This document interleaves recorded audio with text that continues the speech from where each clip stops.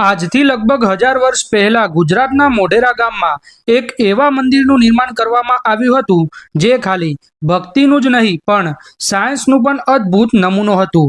11મી સદીમાં સોલંકી વંશના રાજા ભીમદેવ પ્રથમ દ્વારા આ મંદિરને એવી રીતે બનાવવામાં આવ્યું હતું કે રોજ સવારે સૂર્યનું પહેલું કિરણ સભા મંડપથી પસાર થઈને સભાગૃહ સુધી પહોંચતું હતું અને સૂર્ય ભગવાનની મૂર્તિ પર પડતું હતું।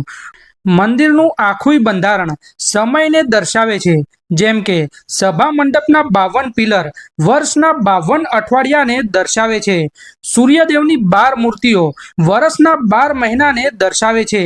સૂર્યદેવના રથના 7 ઘોડા અઠવાડિયાના 7 દિવસોને દર્શાવે છે અને ગર્ભગૃહના 24 પિલ્લર દિવસના 24 કલાકને દર્શાવે છે।